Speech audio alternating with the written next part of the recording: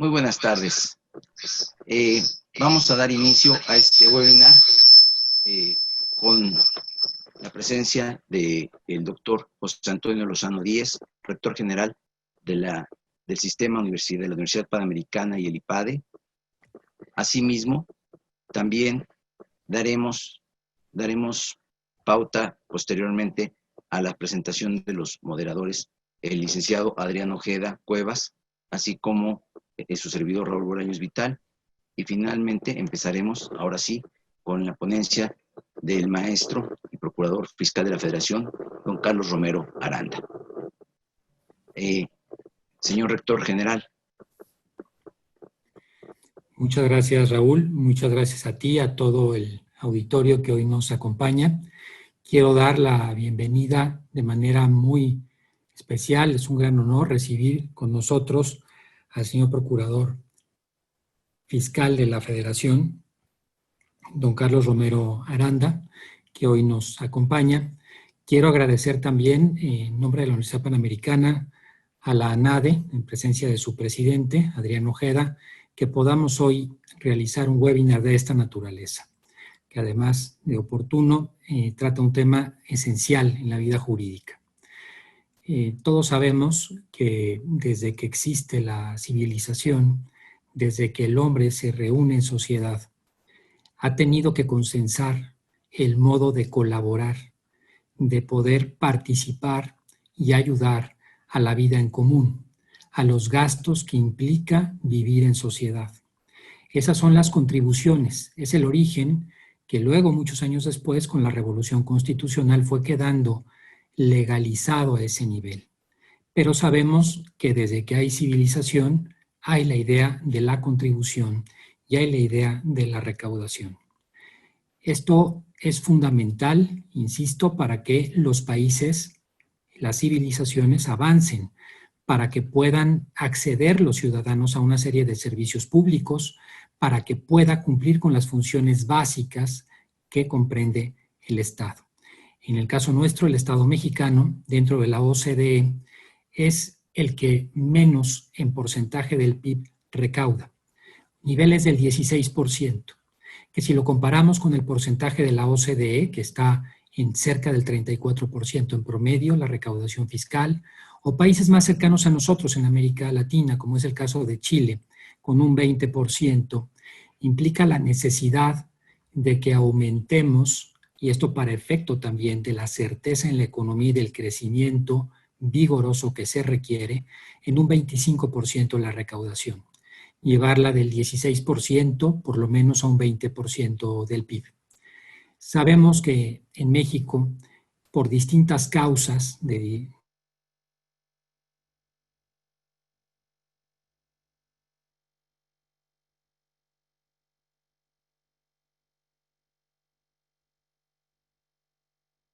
por el Servicio de Administración Tributaria, por la Procuraduría Fiscal, desde luego de la Secretaría de Hacienda y Crédito Público, tienen la misión de comenzar a cambiar esa historia ya larga en nuestro país. Yo quiero en ese sentido agradecer específicamente al procurador que hoy nos vaya a hablar de un tema tan delicado y tan importante en México como lo es la defraudación fiscal. Voy a pasar a presentarlo a él en primer lugar y luego voy a presentar también a nuestros otros dos moderadores, tanto el presidente de la ANADE como quien está en los posgrados de la Universidad Panamericana. Nuestro procurador fiscal, el maestro Carlos Romero Aranda, es egresado de la licenciatura en Derecho por el Centro Universitario México.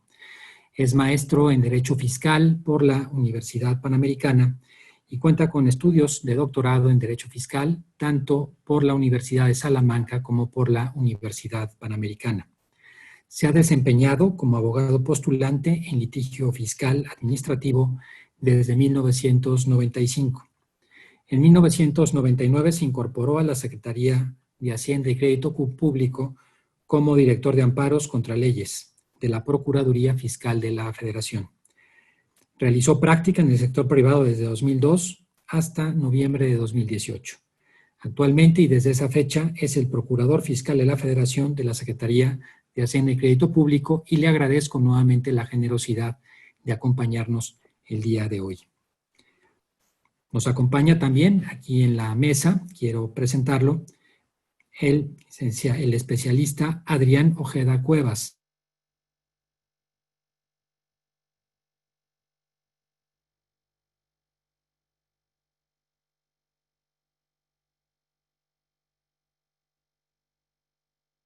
Con mención honorífica de la Escuela Libre de Derecho en 1999.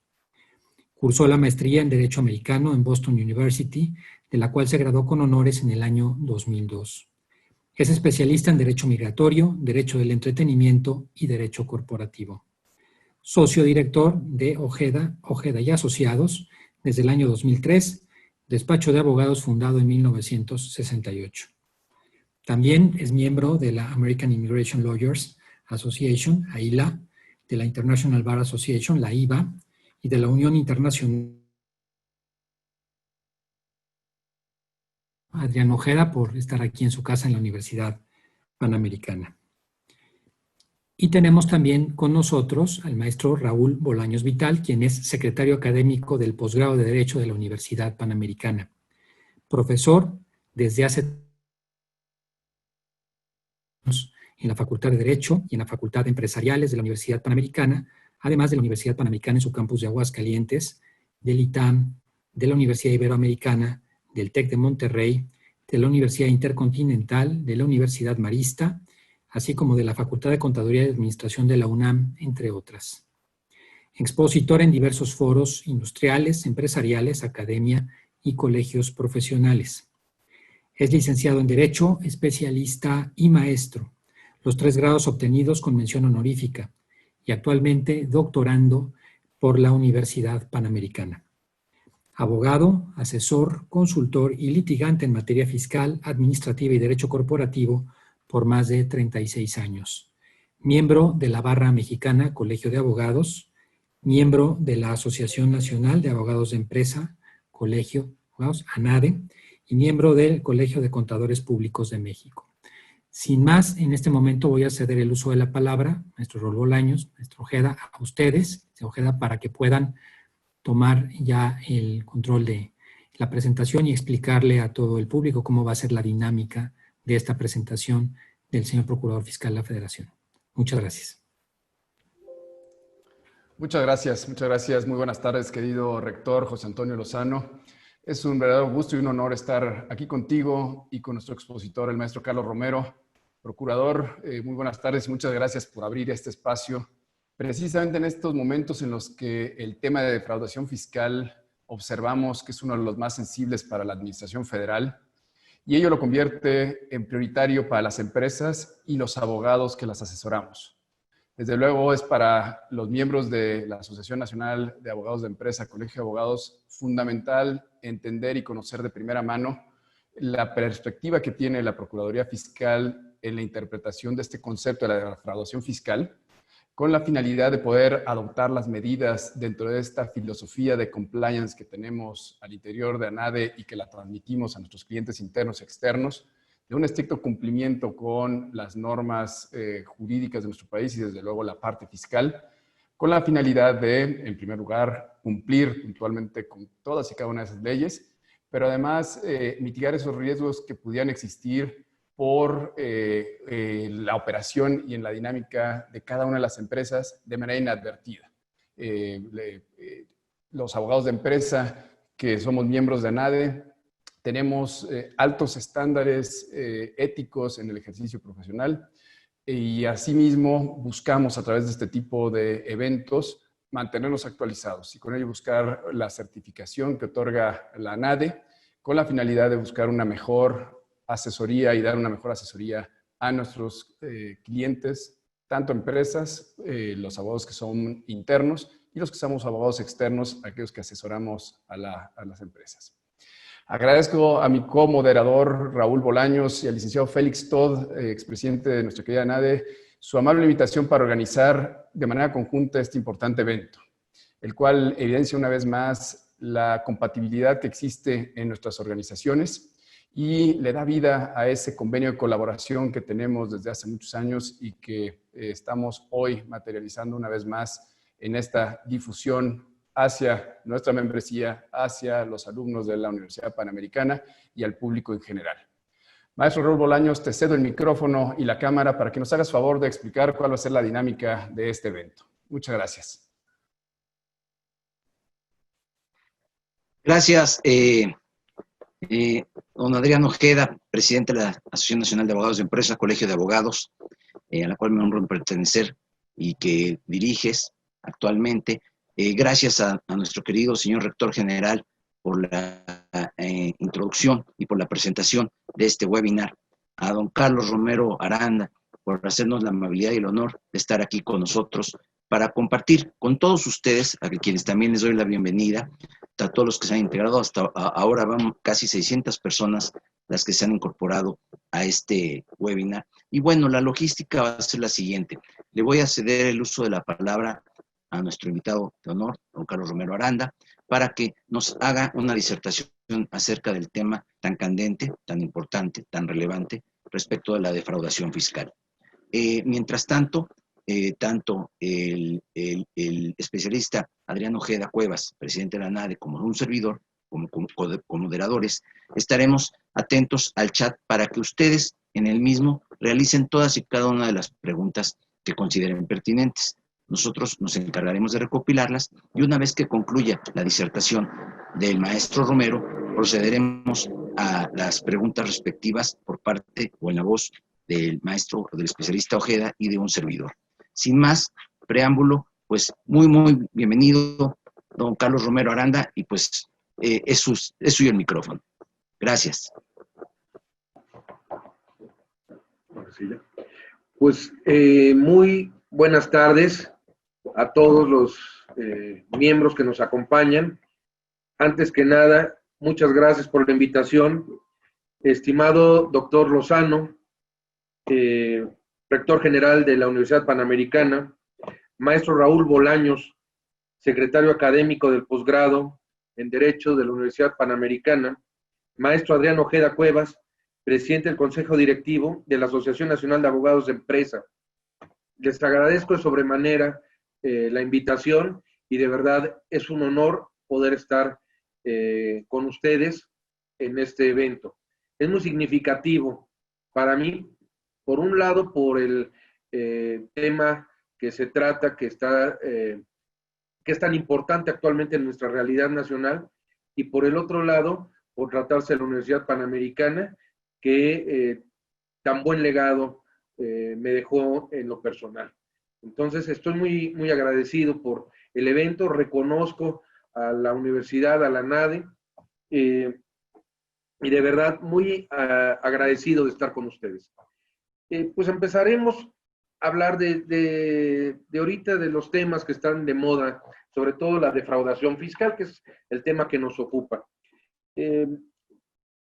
Escuchaba yo con mucha atención las palabras que amablemente nos hizo favor de dirigir el doctor Lozano. Y hablamos precisamente de los impuestos, de las contribuciones, del poder vivir en sociedad. Y me vino a la memoria un maestro que con tanto cariño recuerdo, don Agustín López Padilla. Y él definía, o pedía que definiéramos los impuestos, o a qué se asemejaba. Y él decía que se parecían al amor, porque es la entrega desinteresada. Y en efecto, así son los impuestos, no recibimos nada a cambio. Es una entrega desinteresada que tenemos que tener por vivir en sociedad. Y esa es la realidad. A los que les tocan la labor de cobrar impuestos, nunca ha sido un trabajo fácil ni bien visto. Si uno revisa quiénes son uno de los mayores recaudadores de impuestos de la historia y que nunca fue bien visto en la Biblia, fue Zaqueo. Entonces, digamos, nunca fueron bien vistos y han sido bien vistos los recaudadores de impuestos. Y menos aún los que persiguen los delitos fiscales. En específico, lo que comentaba el doctor Lozano de los niveles de recaudación que tenemos en nuestro país, que es menos del 16% del PIB lo que recaudamos. En relación con la OCDE, que estamos alrededor del 34%, pues sí tenemos que poner cartas en el asunto para elevar ese nivel. Y hay distintos factores que que nos llevarían a eso. Pero yo mencionaría, después de hacer un análisis general a nuestra realidad fiscal, dos temas que tienen que ver con el tema de elevar la recaudación. Por un lado, es el nivel de contribución que tienen en nuestro país los grandes contribuyentes. Es un problema que se ha generado en esta época y que ahorita se está tratando de corregir. Y por el otro lado, el tema de los factureros. Entonces, quisiera yo platicar un poquito, antes de entrar a estos dos temas, de cuál es el proceso que se está siguiendo, cómo debemos de enfrentar la defraudación, qué beneficios se pueden dar, y luego voy a entrar a estos dos temas en concreto. Pues la defraudación fiscal es precisamente el que con uso de engaños o aprovechamiento de errores omite total o parcialmente el pago de una contribución. La autoridad que tiene la facultad de presentar querellas por defraudación fiscal es la Procuraduría Fiscal de la Federación. Y nosotros podemos presentar querellas de dos tipos de integración. La primera es cuando el Servicio de Administración Tributaria realiza las investigaciones respectivas, presenta las auditorías o todo el procedimiento de fiscalización, nos remite a un dictamen técnico contable donde determina que hay un perjuicio y la cantidad del perjuicio económico que hay, y lo envía a Procuraduría. Procuraduría presenta la querella ante la Fiscalía General de la República. La otra manera que tenemos de investigar la defraudación fiscal es precisamente mediante investigaciones que lleve a cabo la Procuraduría Fiscal. Entonces, nosotros no tenemos facultad de fiscalizar propiamente, pero podemos hacer investigaciones, y con esas investigaciones nosotros podemos presentar las querellas respectivas. Entonces, no necesariamente tiene que ser con auditoría. La Procuraduría Fiscal de la Federación tiene facultad de investigar los delitos fiscales. Una vez que se presenta la querella, llega a la Fiscalía, y la Fiscalía integra el expediente, se va con peritos, y al final de cuentas se llega a un juez y el juez determina si hay delito o no hay delito, y si hay delito, lo sujeta a proceso, y al final de cuentas, si es delito de 2020 o posterior, sobre todo a partir de 2020, podría incluso, si se cumplen los requisitos del 108, que sea delito, que sea defraudación fiscal con las calificativas del artículo 108, podría girar orden de aprehensión. Entonces, se sigue todo el procedimiento, se llega a sentencia, se puede ir a apelación, se puede ir a amparo. Pero aquí lo importante que es, y que es a partir de 2016 que lo podemos tener, que es precisamente los medios alternativos de solución de controversias. En este caso, tenemos el acuerdo reparatorio. Hay ciertas reglas que nosotros podemos seguir para los acuerdos reparatorios, y es precisamente, el acuerdo reparatorio es el convenio que llegan la víctima o ofendido, que en este caso es la Secretaría de Hacienda y Crédito Público, y por el otro lado, el imputado, con objeto de que se repare el daño a satisfacción de la Secretaría, teniendo por objeto la extinción de la acción penal. Es decir, llegamos a un convenio donde el fisco se da por satisfecho siempre y cuando se hayan cubierto todos los adeudos que se tengan y se lleven a cabo ciertas reglas. A cambio de eso se extingue la acción penal. ¿Qué reglas existen para el acuerdo reparatorio? Menciono todo esto porque ha estado en el ámbito público este tema en semanas pasadas. Las reglas para los acuerdos reparatorios son muy claras. Primero, que lo solicite el imputado.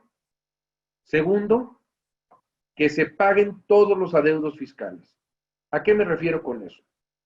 puede ser que por algún caso proceda únicamente la defraudación fiscal por un solo impuesto, pero el contribuyente tiene 20 créditos fiscales por diversos conceptos. Como el acuerdo reparatorio tiene que ser a satisfacción de la autoridad fiscal, lo que nosotros solicitamos es que se cubran todos los adeudos fiscales. No solo los que implican una defraudación fiscal, sino todos los adeudos fiscales que tiene el contribuyente ante el fisco federal. El segundo requisito que nosotros tenemos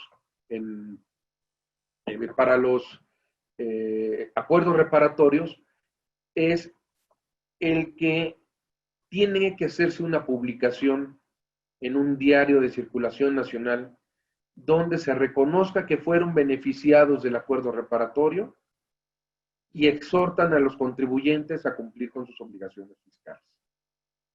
Son los dos requisitos que ponemos. El acuerdo reparatorio deja una mancha. El acuerdo reparatorio es uno en la vida. No puede haber dos acuerdos reparatorios por los mismos delitos. Es decir, si el contribuyente fue querellado por defraudación fiscal y hay un acuerdo reparatorio por defraudación fiscal, si en otro ejercicio, en otra revisión, vuelve a caer por los mismos delitos, no puede ser beneficiado de un acuerdo reparatorio. Esto es, en el segundo procedimiento tendría que irse hasta sentencia y en sentencia tendría que condenarse a la reparación del daño y a cumplir una pena corporal. Entonces, o pena privativa de la libertad. Eso es lo que implicaría el acuerdo reparatorio. En los casos que estuvimos analizando, que son anteriores a 2020, sí procede el acuerdo reparatorio, como lo estamos planteando. En contribuciones que se trate después de 2020, no procede el acuerdo reparatorio si se trata de factureras o delitos calificados en términos del 108 del Código Fiscal de la Federación. Además de que procedería prisión preventiva oficiosa. Entonces hay que ser muy cuidadosos en lo que se refiere a 2020 y subsecuentes ejercicios. Eso es en cuanto al procedimiento penal propiamente y todo lo que es el acuerdo reparatorio. Pero quisiera yo regresar un poco a lo que se trata el tema de grandes contribuyentes. Pudimos ver y hubo 3 o 4 casos que salieron a la luz en semanas pasadas donde había auditorías, había ciertos acercamientos con el contribuyente, se les pedía que pagaran, no quisieron pagar, presentamos la querella respectiva y en la querella se hicieron valer conceptos que en cierta manera son novedosos en cuanto a cómo se venía manejando la política criminal fiscal. ¿Por qué? Porque usualmente en las querellas se presentaban como responsables de los delitos fiscales a la persona que cometía el delito, esto es el que tiene la firma electrónica, y al Consejo de Administración, el que no verificó que se cumplieran debidamente con las obligaciones fiscales. Entonces se iban contra el que era el titular de la firma electrónica y al Consejo de Administración.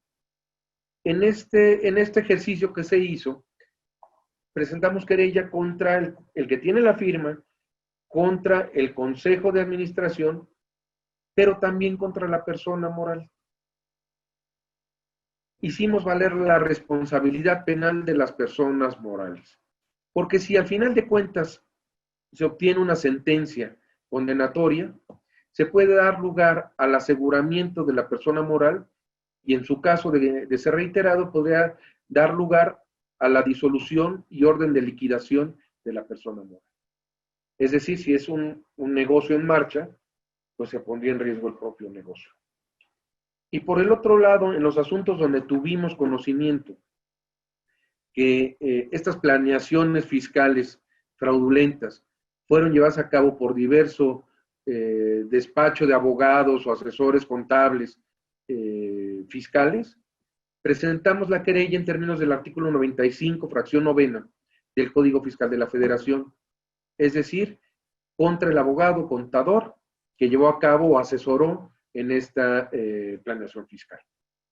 Entonces, estamos abarcando estos dos temas, contra el Consejo de Administración, contra la firma electrónica, contra la persona moral e incluso contra el abogado o contador que asesoraron en esta operación. Esto con objeto de volver a controlar y tomar las riendas del fisco federal. Es un cambio novedoso, porque en Procuraduría Fiscal no llegaban esos asuntos. Los asuntos que venían de grandes contribuyentes eran mínimos y por montos realmente no importantes. Ahorita en los asuntos que hemos presentado son asuntos de más de 1,000 millones de pesos. Entonces, sí es un giro que se está dando y se está de nuevo encauzando la política fiscal a que los grandes contribuyentes tributen en una proporción mayor a la que vienen tributando. De acuerdo a estudios de precios de transferencia y estudios que tenemos, donde consideramos que la tasa impositiva real debe ser mayor a la que deben estar tributando. Y sobre todo lo que queremos atacar son las planeaciones fiscales agresivas. Es decir, el que lleven a cabo, el que traten de minimizar la contingencia fiscal o la carga fiscal, pero fuera del margen de la ley. Eso es lo que no queremos, es lo que estamos tratando de inhibir. Por eso se presentan las querellas de esa manera. Y finalmente quiero tocar el tema de los factureros, que es el que dio a conocer ayer el presidente de la República y que dimos a conocer en la conferencia mañanera. Cuando llegamos a esto, pues, cuando el presidente tomó posesión, nos encontramos con una realidad. Estudios que tenía el SAT nos permitían ver que había cerca de 500,000 millones de pesos al año de defraudación fiscal vía factureras.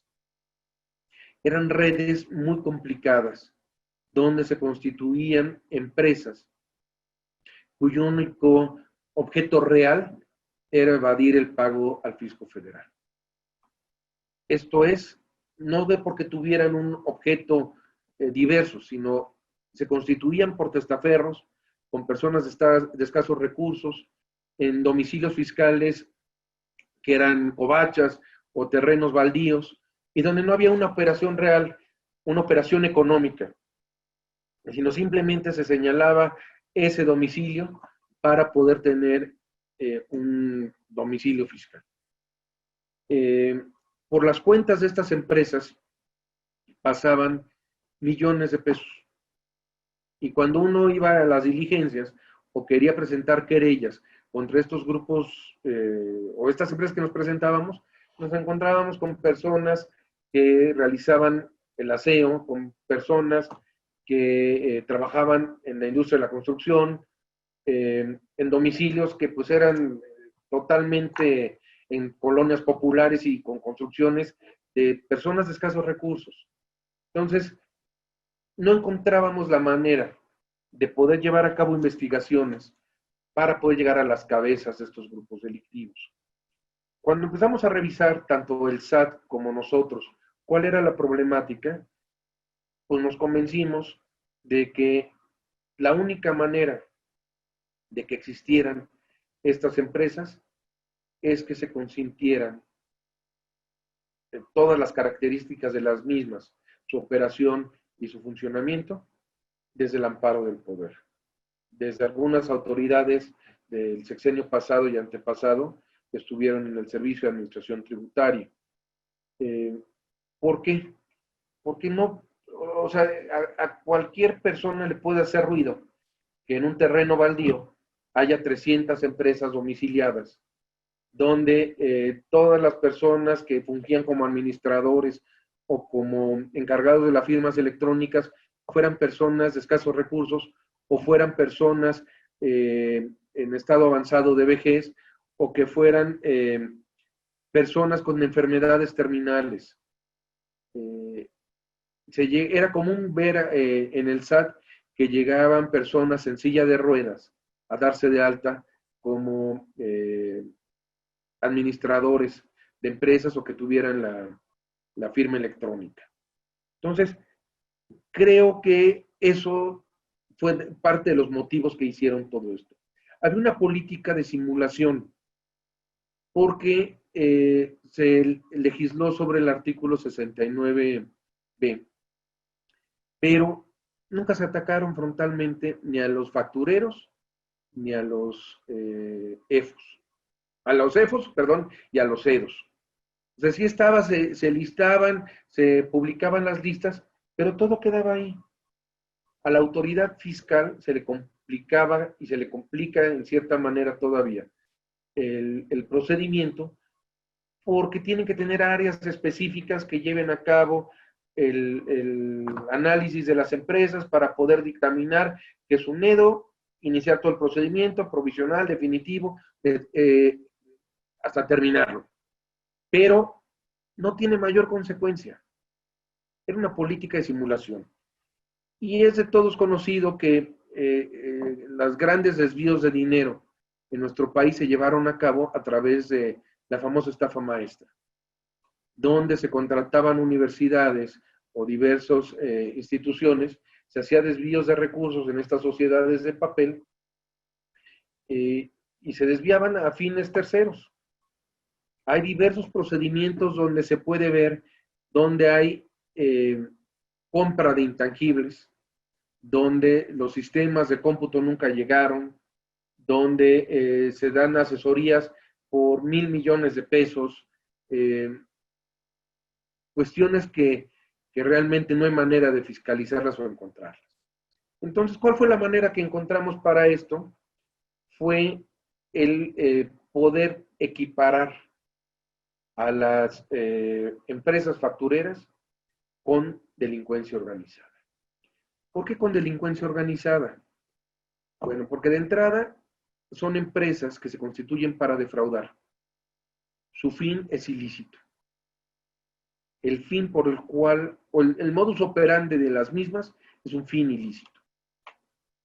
Y con el hecho de estar en el régimen de delincuencia organizada, permite tener otras características, como son el que pueda llevarse a cabo mediante autorización judicial, escuchas, con el que sabemos que puede haber cateos en domicilios donde sabemos que guardan el dinero para traer el dinero al fisco federal, donde sabemos que puede haber infiltrados, donde la fiscalía propiamente puede poner algunas personas que, oye, ¿me puedes decir cómo operan? Quiero comprar facturas, no quiero pagar impuestos, y puedan meterse a analizar el modus operandi de estos grupos criminales, donde haya criterios de oportunidad.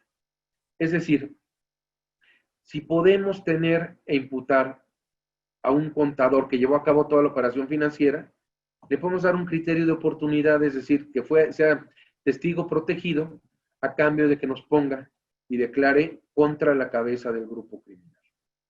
Y todo esto con prisión preventiva oficiosa.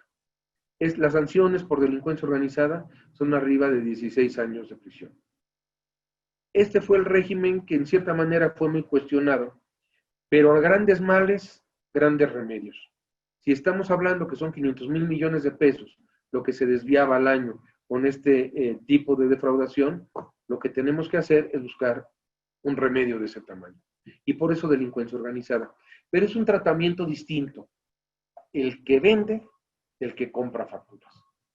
El que vende facturas tiene un fin totalmente ilícito y son 3 o más personas que en forma permanente y reiterada llevan a cabo actividades ilícitas, es decir, constituyen empresas para defraudar al fisco.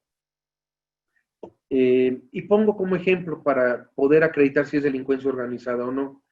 El grupo por el cual se presentaron las querellas, el día de ayer fueron 7 querellas, alrededor de 43 personas morales.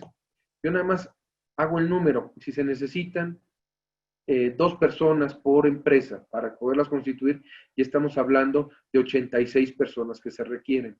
De las 86 personas necesitan 86 firmas electrónicas, se necesitan 86 cuentas bancarias, se necesitan 86 registros federales de contribuyentes, se necesitan 43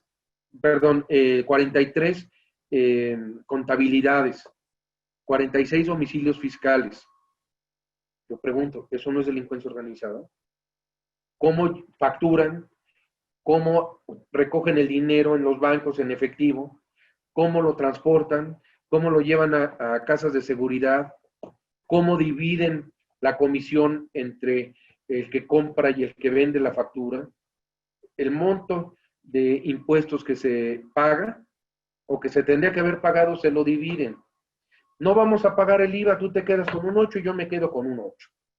Así es como se dividen las comisiones o el modus operandi de estos grupos criminales.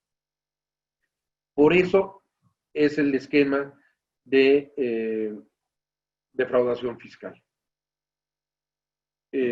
Por factureras. El que compra la factura. Por lo regular, quien compra la factura sí tiene un fin lícito. Si es una persona física o moral que tiene trabajadores, que tienen empleados, que tienen una operación real y concreta, pero que no quieren pagar impuestos. Entonces contactan a los factureros o los factureros los contactan a ellos para llegar a cabo este acuerdo criminal, donde te venden la factura, se paga la factura y se regresa el dinero en efectivo y la comisión se divide en dos. El impuesto que se tenía que pagar de impuesto al valor agregado o de impuesto sobre la renta se divide. Y así es como operan estas empresas. Hay casos donde no hay mala fe del que compra. La típica persona que dice, yo no sé qué haga el contador, pero yo no quiero pagar impuestos. Entonces el contador podía comprar facturas a cuenta del nombre del contribuyente y con eso no pagaba impuestos. El contribuyente se iba feliz porque no pagó impuestos, pero el que sabía cómo habían estado las cosas era el contador. Entonces, pensando en el esquema que se presentó ayer de estas 43 empresas, se va a dar un plazo de 90 días, 3 meses, para regularizar la situación fiscal. Van a llegar exhortos a los contribuyentes para regularizar su situación fiscal y que paguen los impuestos que se hubieran generado si no hubieran hecho deducibles estas facturas. Si a los 3 meses con un día no se regularizan, entonces lo que presumimos es que sí hubo un acuerdo criminal, que realmente no fue un error, que realmente sí compró una factura para no pagar impuestos. Y al haber un acuerdo criminal, podemos acreditar que se configuró delincuencia organizada y podríamos iniciar también querellas conjuntamente contra nosotros. Es algo delicado y por eso exhortamos a que se regularicen todos los que están en ese supuesto.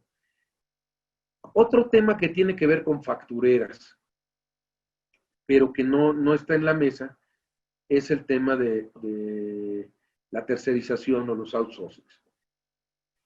Esa es una mesa aparte que estamos manejando, pero quiero explicar. Tenemos identificado 4 tipos de factureros. El primero es las empresas que se dedican a desviar dinero del presupuesto federal, que lo hacían anteriormente y que utilizaban estos medios para sacar dinero en efectivo y llevarlos a campañas políticas y demás.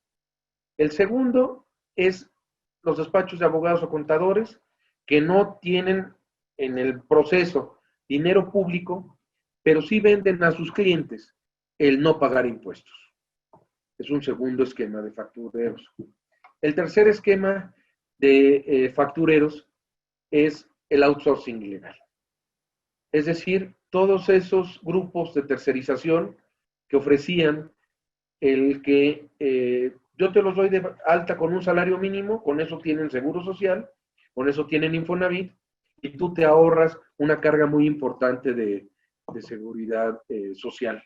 Entonces, no pagaban seguro social, no pagaban Infonavit, salvo con un salario mínimo, no pagaban debidamente los impuestos, y a los únicos que perjudican es a los trabajadores, porque vamos a condenar a todo ese grupo a que nunca pueda tener una casa digna, porque solo van a poder sacar un crédito hipotecario con el correspondiente, el que corresponde a un salario mínimo, aunque gane lo que gane. Nunca va a poder tener una pensión digna porque sus cuentas y de RCB únicamente fue por un salario mínimo, y en el momento en que quiere identificar quién es su patrón es mucho más complicado, porque entonces tiene que demandar al que le pagaba y a dónde prestaba el servicio. Es complicarles la vida a los trabajadores. Pero también perdí el patrón, porque si llegaba una auditoría y le determinaban que estas son unas operaciones simuladas, rechazaban el deducible, y con eso la carga fiscal, por no poder hacer deducible la nómina, se elevaba enormemente. Entonces, ¿quién ganaba realmente? El dueño del outsourcing. Entonces, ese es el segundo grupo de factureras, o tercer grupo de factureras que estamos atacando. Para ese grupo en específico está conformada una mesa de trabajo entre IMSS, Infonavit, SAT, Procuraduría Fiscal y WIF. Y estamos teniendo algunos resultados importantes. Hubo un anuncio en noviembre o diciembre pasado, y vamos a seguir adelante con esos temas, porque son de las prácticas que queremos evitar. No queremos acabar con el outsourcing, pero sí con el outsourcing que no cumple con sus obligaciones fiscales, de seguridad social y obligaciones laborales. Y por último es el grupo de factureros por el cual se lava dinero del narcotráfico, de actividades del crimen organizado, y que siempre el delito es la defraudación fiscal como delito predicado y el lavado de dinero. Entonces siempre van de la mano lavado de dinero con defraudación fiscal, a veces en el primer caso con peculado. Son varios delitos los que se configuran, pero siempre van defraudación y lavado de dinero en el esquema de factureras. Eso es lo que queremos acabar. Por eso los invitamos a que se regularicen. La defraudación fiscal es algo que debemos de afrontar. A nadie le conviene el no pagar impuestos. Por el bien de todos hay que pagar impuestos. Tenemos que cambiar la cultura tributaria. Antes estaba todo hecho para no pagar. Las condonaciones iban pensadas precisamente en el incumplido. El cumplido es el que tiene que tener los incentivos. Por eso tenemos que contribuir al gasto público de la manera proporcional y equitativa que establecen las leyes. Yo los exhorto a que combatamos juntos, que seamos testigos sociales, que seamos ciudadanos comprometidos, que podamos desde nuestras trincheras acabar con la defraudación fiscal, que seamos vecinos vigilantes, que si el de junto no paga impuestos, pongamos una luz roja. A nadie le conviene cosas por debajo del mercado. No nos conviene competir con alguien que no paga impuestos. No nos conviene competir con alguien que no paga cuotas de seguridad social.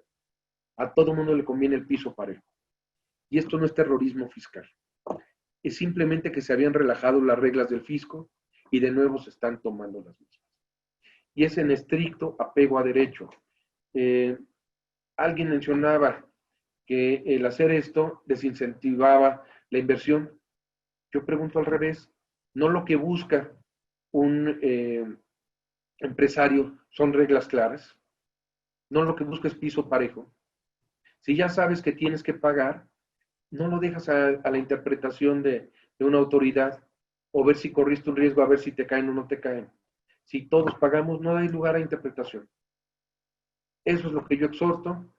Debemos de entender que para los factureros y la defraudación realmente se acabó la fiesta. Debemos de entender que estamos llevando a cabo investigaciones mucho más profundas y mucho más profesionales, que estamos todas las autoridades caminando en el mismo tenor, y que al final de cuentas en todos estos esquemas lo que yo he podido concluir es que no hay un crimen perfecto, que muchos de los crímenes se les cacha por la parte fiscal. Y eso es lo que vamos a demostrar. Pues muchísimas gracias y pues quisiera pasar a las rondas de preguntas y respuestas, que yo creo que es lo más enriquecedor para ustedes y para mí.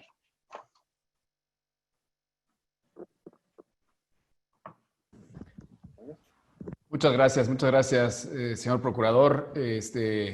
Muy claro el mensaje.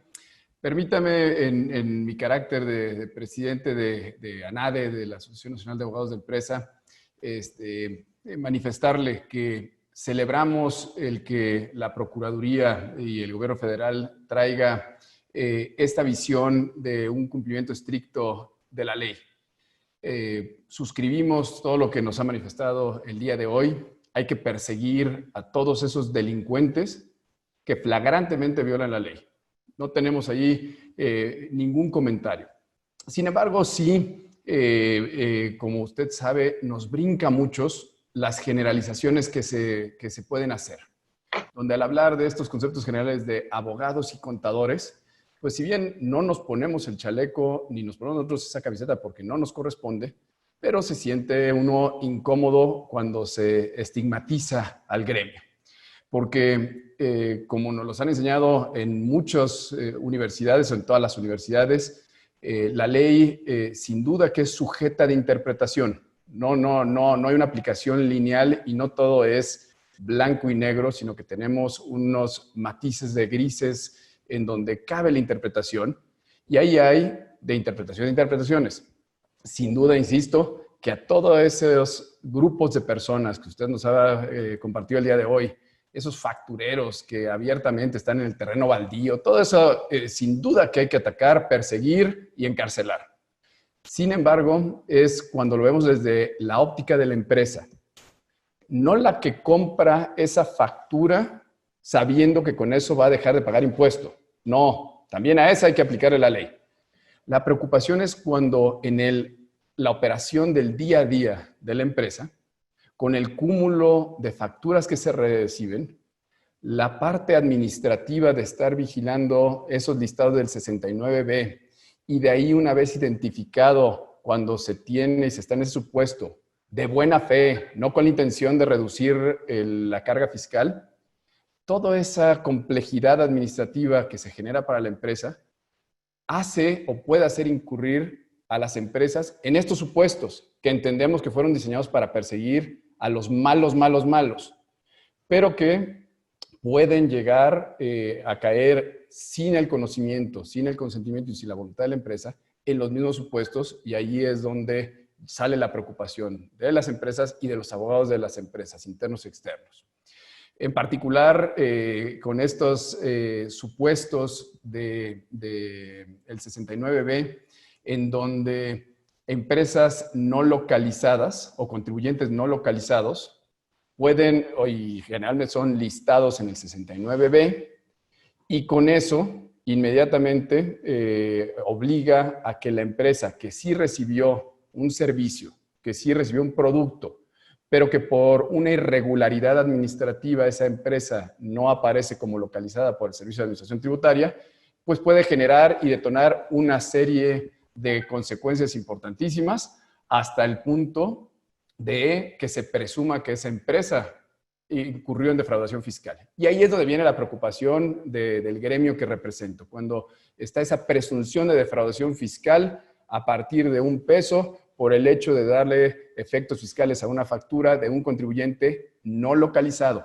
no de los tranzas, sino de ese irregular que por alguna deficiencia administrativa no fue localizado y no vio el diario oficial y no presentó a tiempo sus justificantes de que existe y que tiene una realidad.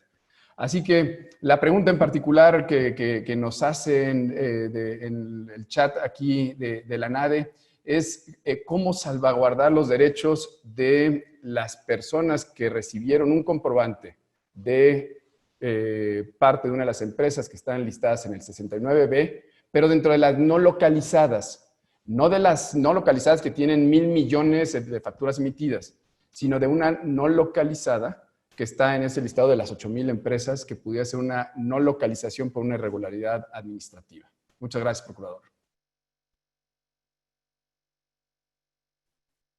Mira, lo primero que te quiero decir es que, o que quiero yo comentar, yo entiendo perfectamente la posición de los empresarios y entiendo perfectamente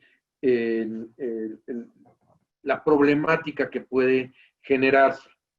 Pero pensando en esa problemática, también tenemos que dar soluciones y también tiene alternativas, porque ni todo es blanco ni todo es negro, pero tenemos que verlo con una perspectiva real. ¿A qué me refiero?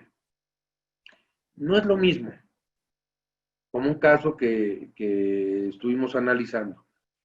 Una empresa, o un caso muy semejante, viáticos.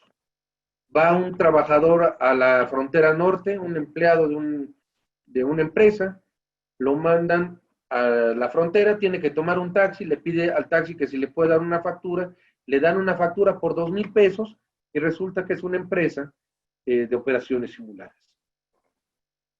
No es lo mismo que por 2,000 pesos llegue a salir una operación simulada en una de estas empresas, a que por el otro lado no sepas a quién le pagaste 30 millones de pesos y que te dieron una asesoría, o que te pagaron 20 millones de pesos y que te vendieron un software que no sabes para qué funciona.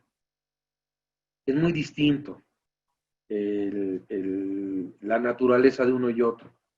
Y eso me gustaría dividirlo en el plano administrativo y en el ámbito penal. Si tú realmente recibiste un bien o recibiste un servicio, es muy sencillo, con todas las complejidades que pueda haber, pero al final de cuentas es sencillo acreditarlo en un juicio y en un juicio administrativo. Si te siguen el procedimiento del 69B del Código Fiscal de la Federación o en una auditoría te cuestionan que puede ser una operación simulada, si tú dices, oye, compré 500 ediciones del Código Fiscal de la Federación, pues enseñas las 500 ediciones del Código Fiscal de la Federación. Si recibí una asesoría fiscal para poder resolver un tema que tenía en inventarios. Bueno, pues están los estudios, están los resultados que te dieron, cómo pudiste presentar o cómo afectó ese estudio en tus obligaciones fiscales, lo puedes acreditar. En algunos casos, hasta intangibles de telecomunicaciones, es complicado armarlo, pero se puede acreditar. Y para un magistrado, una autoridad, es factible poderlo entender y poderlo tener por desvirtuado. El problema no es de materialidad. El problema en el ámbito penal es el engaño. En materia administrativa, el particular, el contribuyente, es el que tiene la carga de la prueba. Yo tengo que acreditar que hay materialidad en la operación que estoy realizando. En materia penal, no. En materia penal, la carga de la prueba es de la autoridad fiscal, es de la Procuraduría Fiscal de la Federación. Lo que nosotros tenemos que acreditar en esos juicios es que fueron operaciones simuladas. Es decir, que pagaste una factura, que no te dieron un servicio y que está una salida de dinero y que te lo devolvieron. Hay casos muy cuantiosos también, pero que nos hemos enfrentado, donde es tan burdo el tema. Dice, no, es que si hay una asesoría que nos dieron, perfecto, pagaron 10 millones de pesos por la asesoría, le pagan, se manda la factura, pagan los 10 millones de pesos más IVA, y viene la salida de esos 10 millones de pesos de nuevo a la cuenta de uno de los accionistas de la persona moral. Y la comisión, es decir, el IVA, una parte va para el reembolso al accionista y la otra parte se deposita en una cuenta del facturero. Entonces, son casos tan burdos que si nosotros lo acreditamos de esta manera, podemos precisamente decir que hay un engaño y que en este caso no hay ninguna materialidad. Por eso hablo que no hay crimen perfecto. Si realmente hay una materialidad y se puede acreditar, no tienen el menor problema y no tienen nada que temer. El problema no es de que estés en la lista, porque puedes estar en la lista. Incluso nosotros estamos persiguiendo empresas que ni siquiera están en la lista, pero que son simuladoras. El tema de nosotros es el engaño. El que realmente podemos seguir la huella del dinero y acreditar que es una factura que se compró, no que hay una materialidad propiamente. Correcto. Bueno, una siguiente pregunta que nos mencionan aquí es que preguntan específicamente, señor procurador, si va a haber alguna especie de ajuste en el próximo año en las leyes, toda vez que hay temas que no están claramente definidos o precisados en la ley. Es decir, por ejemplo, y nos ponen aquí en una de las preguntas, el tema de materialidad. Sabemos que hay definiciones que se han llevado a cabo a través de los diversos tribunales, pero en específico no hay un concepto como tal. Y esto ha afectado a los contribuyentes, o se aduce que se ha afectado a los contribuyentes, toda vez que incluso ha aparecido situaciones de interpretación de la autoridad tributaria en el sentido de señalar que incluso se deben de tomar hasta fotografías respecto de la operación, etcétera, ¿no? Situaciones que no están marcadas en ley. Entonces, es en ese sentido la pregunta. Yo creo que, bueno, de entrada, lo que sí les puedo decir es que cada año la autoridad fiscal tiene que ajustar las leyes. Si yo creo que si hay leyes dinámicas, las leyes fiscales yo creo que llevan el número 1. ¿Por qué? Por lo mismo, pones una disposición, el contribuyente empieza a encontrarle una salida, vemos que hay alguna omisión, se trata de tapar esa omisión y es el cuento de nunca acabar. Entonces, seguramente esa área le corresponde a política de ingresos, al área de legislación tributaria y al SAT, el poder determinarlo, si va a haber algunas modificaciones. Siempre hay ajustes en las leyes fiscales. Lo que el presidente ha instruido es de que no va a haber aumento de impuestos, si acaso hasta la segunda parte del sexenio. Pero yo sí les puedo decir, siempre tiene que haber ajustes y casi les puedo asegurar que va a haber. En cuestión de materialidad me queda claro, tan la ley no es clara en el concepto de materialidad, que lo que ha prevalecido son las interpretaciones de las salas del Tribunal Federal de Justicia Administrativa y algunos de la sala exclusiva de fondo. Entonces, claro que va a haber ajustes, tiene que haber ajustes, tiene que haber modificaciones.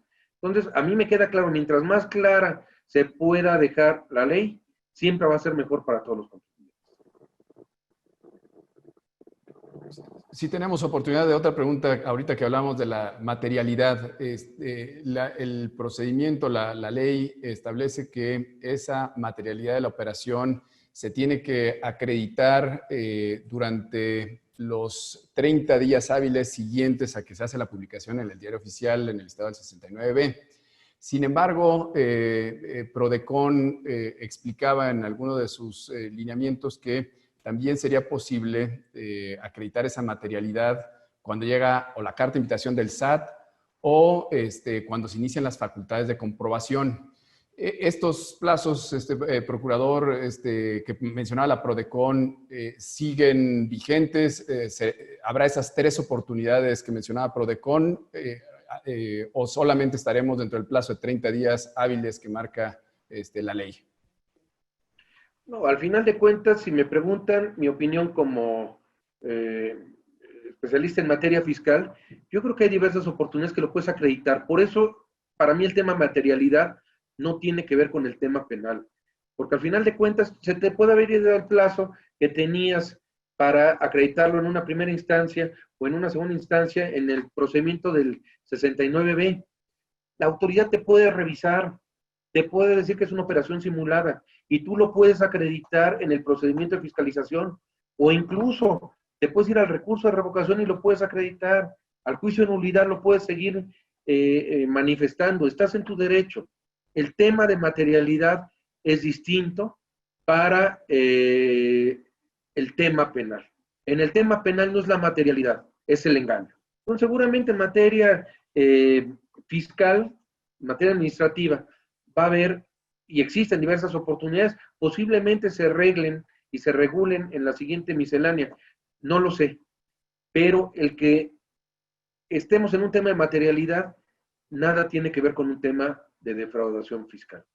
Puedes estar en el 69B y tener un comprobante de una empresa que te vendió un producto o te vendió o te prestó un servicio, pero no la localizas, pero sí tienes la manera de acreditarlo, no tienes tanto problema para un tema penal. Entonces, son cuerdas separadas y están divididas en una línea muy tenue, pero sí hay que ser muy claros. En la materia administrativa, el particular acredita materialidad. En la materia penal, la autoridad acredita el engaño.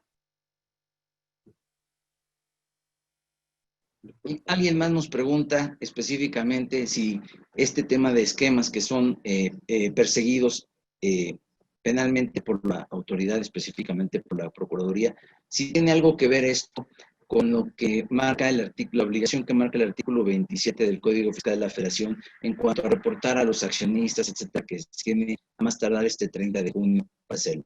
Si hay alguna conexidad o alguna situación por la cual se impuso en ley. Esta reforma que se llevó a cabo para efectos de 2020, de hacer el reporte a los accionistas, nada tiene que ver con el tema penal. O sea, al final de cuentas, nuestro marco legal para los delitos es muy claro y aunque pudieran reportarlo, aquí lo importante es verificar el hecho delictivo. Pueden reportarlo, pero si no está acreditado el delito, no tiene nada que ver. Al final de cuentas, lo que nosotros perseguimos son omisiones de contribuciones o conductas reguladas en el artículo 108 y 109 del Código Fiscal de la Federación. Eso más bien es para poder hacer planeación de fiscalización y poder tener algún tipo de información, la autoridad para robustecer sus visitas, pero no propiamente para temas penales. No sé si quieren que una o dos preguntas más, porque... Sí, aprovechamos, señor procurador, porque... Yo he encantado la vida. Gracias, muy amable. Además es una sugerencia disfrazada a manera de pregunta. En particular, sabemos que hay ciertas unidades administrativas que una vez que una empresa detecta que tiene dentro de su contabilidad una de estas facturas emitidas por un contribuyente listado en el 69B, para regularizar esa situación, hay en algunas unidades administrativas la facilidad de ir y solicitar una línea de captura en lugar de entrar en todo el proceso complejo de presentar una declaración complementaria.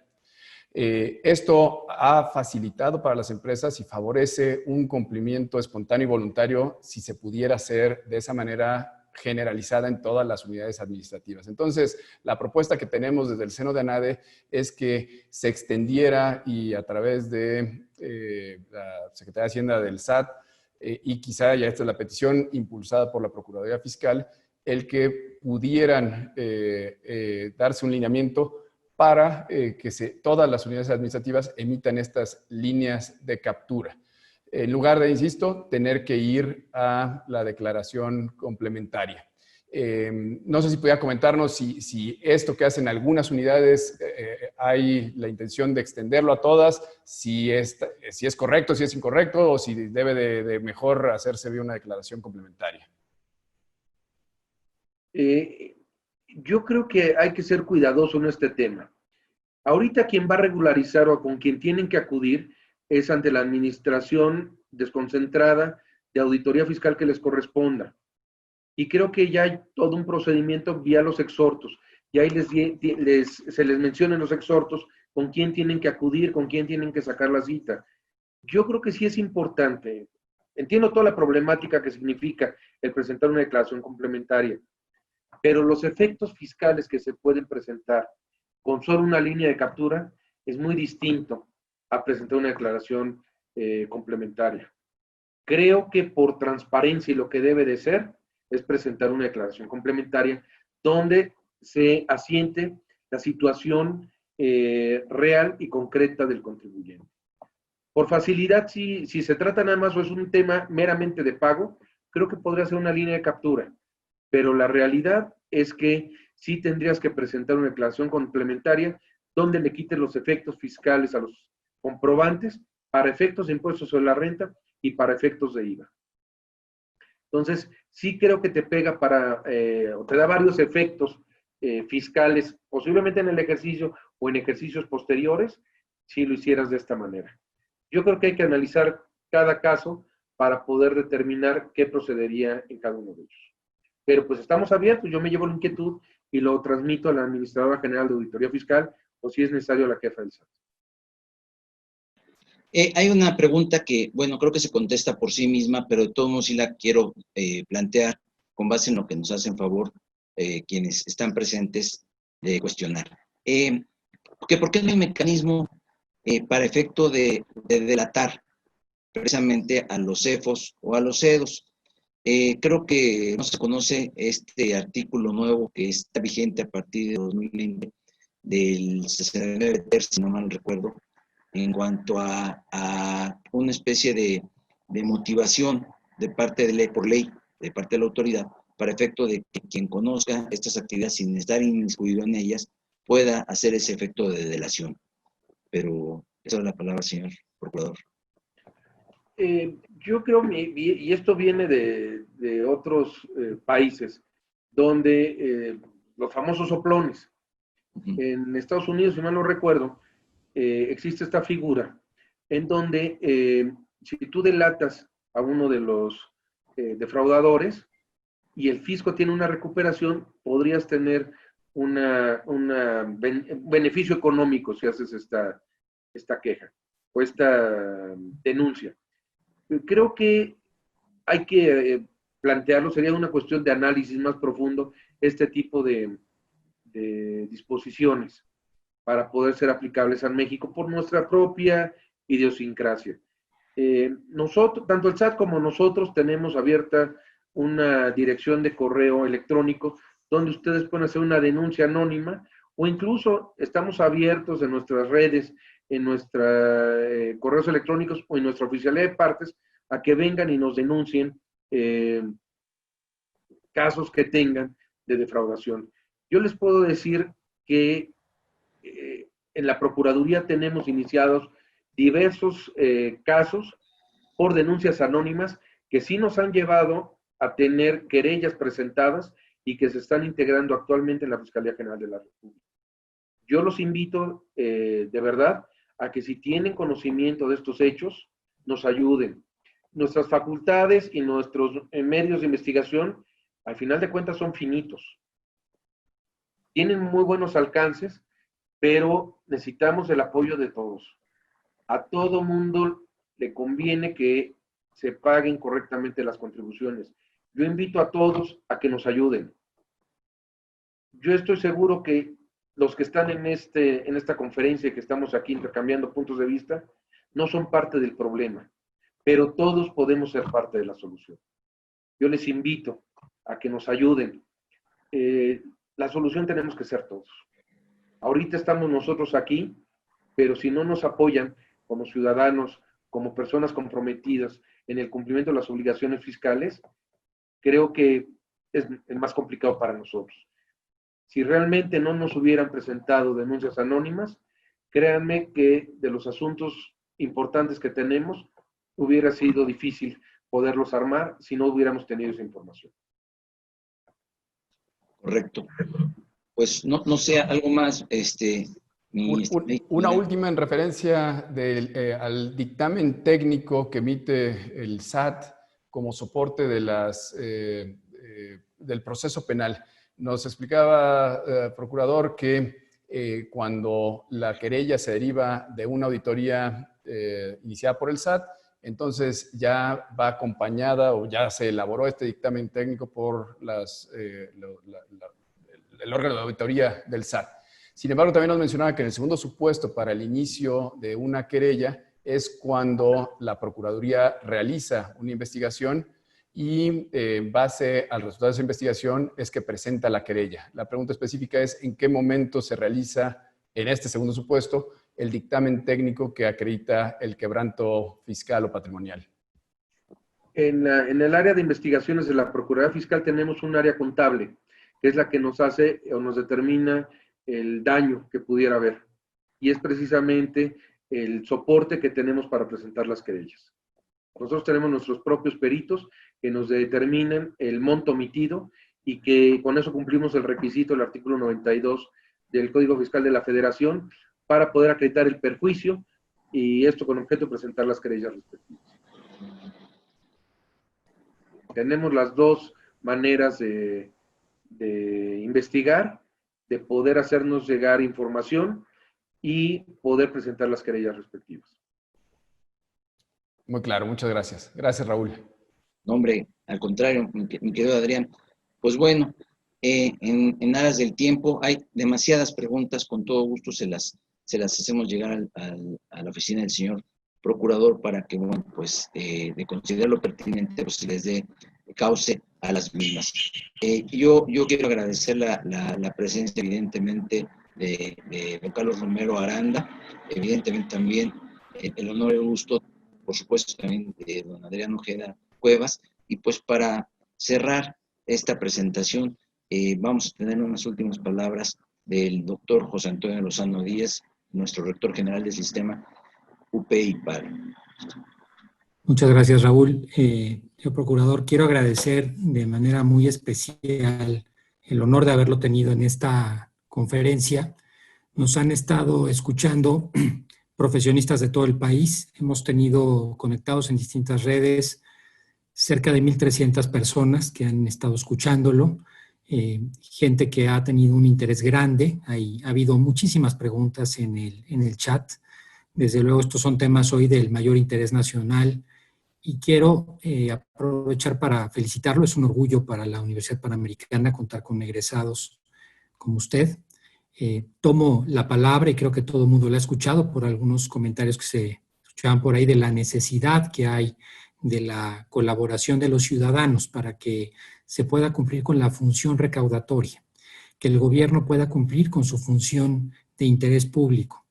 Todos los ciudadanos tenemos una responsabilidad en el espacio público que a veces no tenemos clara y me parece que esto y el apoyo que podamos dar a las autoridades fiscales es parte de ello.